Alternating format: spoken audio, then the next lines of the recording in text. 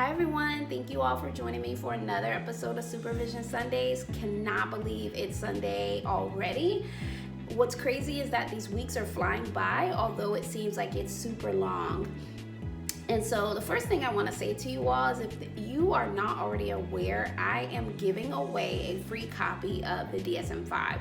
So for those of you all that are in your bachelor's level work, master's level work, those of you all who are aspiring to be clinicians or do any type of clinical work, this is your opportunity. If your book is falling apart, if you don't own a book, you only have the copy that your agency is giving you, or you're just interested in it, your opportunity to enter the contest is now, because the contest ends on April 24th.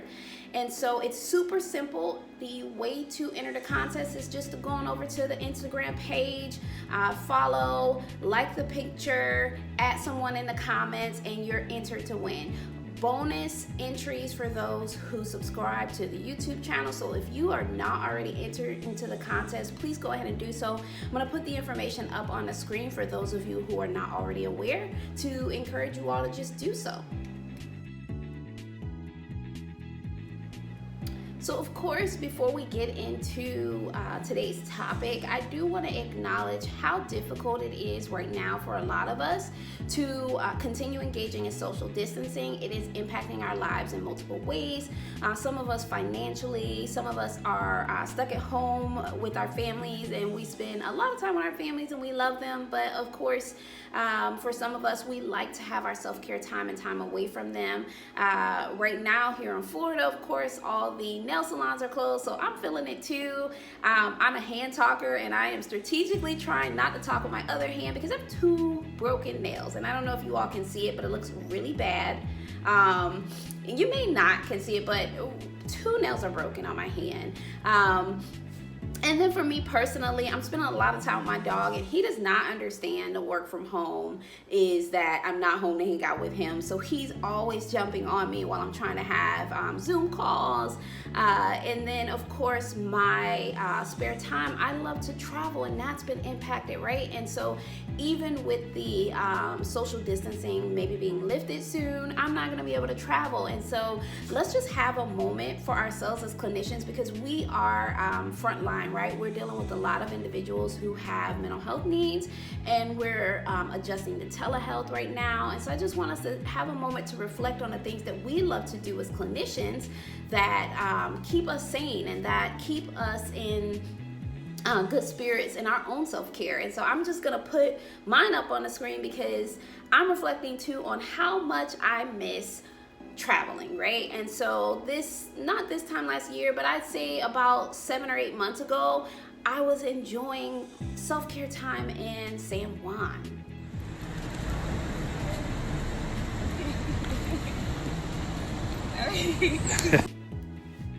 So did you guys see me enjoying the sun, twirling around, leading my best life? I'm actually newly into solo travel, and so that is actual footage from me doing my second solo travel trip in San Juan, and then COVID-19 happened. So I absolutely miss travel.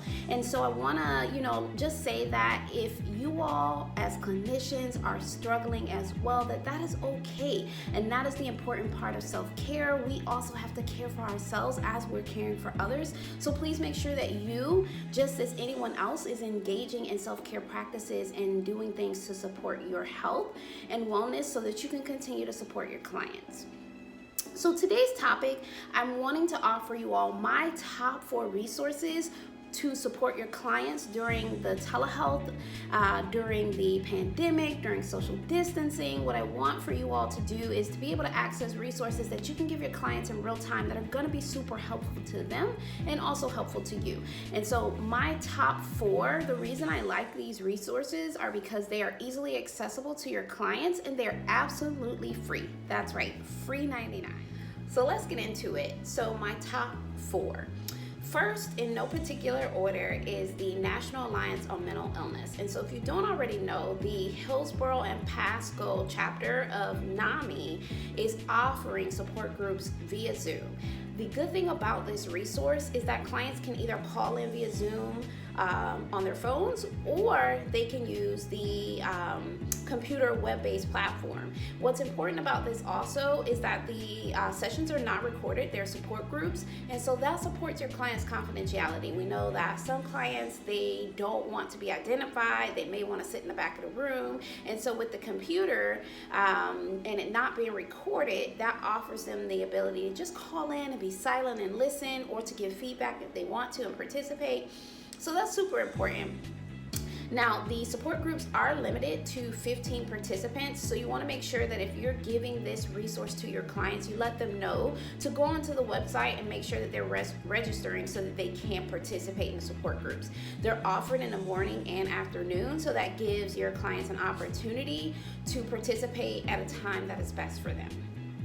My second resource, the University of Arkansas, they have a counseling center that is offering an anxiety workbook for free on the website. I will give you all the link in the comments, but the amazing thing about this resource is that it's only 32 pages. So it's a brief workbook, it's short, it's something that can get the clients through. What I like about it personally is it covers self-care in terms of sleep, in terms of nutrition and exercise, and then it offers actual workbook pages, things that your clients can print out. It's downloadable, it's free, you can save it for yourself, you can send it to multiple clients, they can access it on the internet.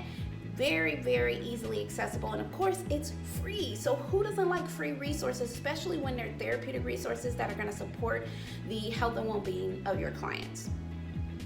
The third resource that I have for you all is the In the Rooms. And so what I like about In the Room, it's a website that offers recovery meetings for clients. And so if you don't already know, I have my CAP, and I really enjoy working with individuals who are living with substance use disorders. I'm a huge advocate of recovery meetings and things to support individuals so that they can stay clean and sober. What we know right now is that alcohol sales are through the roof, and so we know that individuals may be struggling to maintain their sobriety during that time. And so if you're seeing someone, or you yourself are struggling with managing your sobriety, In the Rooms is free, and it offers a community to your clients where they can log on and literally watch virtual meetings all day and participate. So they're still able to get support for their own recovery. Super important. Lastly, my fourth resource, if you have not already heard, the Boris Lawrence Henson Foundation is offering free virtual therapy to individuals. Now, what I like about this resource is double benefit, right? It's a benefit to your clients, but also benefit to you if you register and you're accepted into the program with them. And so, of course, I'm going to give you all the link for that in the comments as well. But what I want you to know about this is it's up to 5 sessions. What I really like is that individuals, kids can get the services, and families, and so 14 and up. Now, there are some requirements. They cannot already be insured. They have to have experienced a life change related to COVID-19, so maybe a death, not being able to see family members. They have it listed on the website. Another thing that is required is that they have to have a long wait list to access services. So they can't have a flexible spending account that could pay for therapy. These are truly the individuals that you're seeing that have no other way to get clinical therapeutic services right now. And what I really like about it is that, again, not only is it up to 5 sessions, but it offers a community of minority clinicians to your clients. So we do have some clients who, hey, say, I do want to seek therapy, but I don't see anyone who looks like me. And so I don't know that they'll understand my issue. And so if your client is one of those people and they're looking for a minority therapist, all the clinicians listed on their website are licensed. They're requiring them to be. So this is a great opportunity for you to make sure that clients have access, right? And so we know that historically, minorities and individuals living in poverty have had problems with access to resources. And so this really encourages the access to competent licensed clinicians. The clinicians are only allowed to see clients in their state, so this also improves the ability for clients to get services from someone who's close to them, and also ensures liability and risk is low. When you live in the state, that means that you can make sure as a clinician, if you're seeing the individual referred through this foundation, that you look up a receiving facility that is close in case a Baker Act is needed, and that you become familiar with the resources in that individual's area, just in case you have to refer them for long-term care.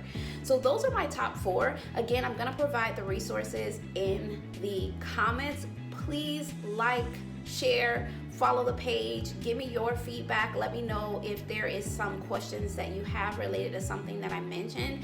As always, use the hashtag Supervision Sundays. It's at Lead Clinically on Instagram, on Twitter, on Facebook. Let me know what you think. Thank you all for tuning in.